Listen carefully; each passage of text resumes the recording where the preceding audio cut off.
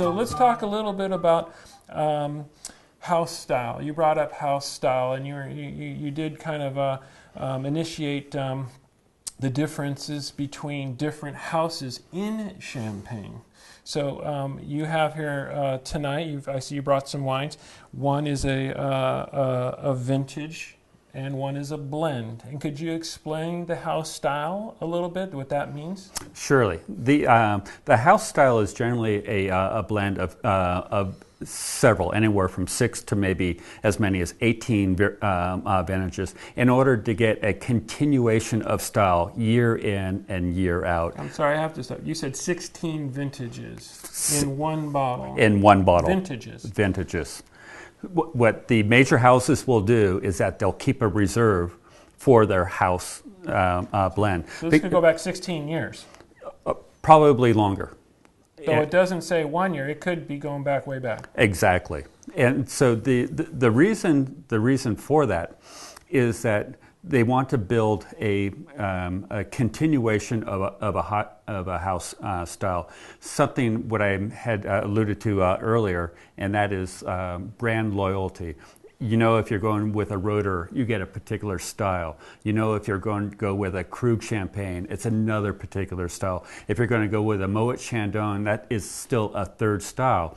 And those various styles is what you as a consumer have kind of gravitated to. Those styles can be predicated on any number of things. Primarily, in the main source will be grapes. And for champagne houses that like to produce a lighter, more elegant style wines, say like a Taittinger, they'll be predominantly white grape varieties. For a house that wants a bolder, fuller body style wine, like a Bollinger, they'll use a higher percentage of red grapes in their blend. All this is to add to the complexity and the texture and the weight of the wine. Okay, and then let's talk about the vintage Roeder. Now, why would they have these 16 plus years and all of this complexity of a style, and then come out with 1 year? And what that just sounds like whose idea was that? Well, probably some smart marketing guy. No, I'm kidding. But what happens is that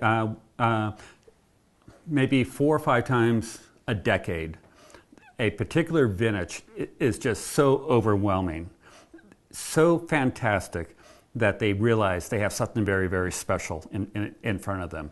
Now, they'll use a big percentage of that as a reserve that they're going to put into their house blend, but they'll make a vintage on that. And Mark, that is only about 10% of their total production. Wow. So vintage really is a very special destination to it.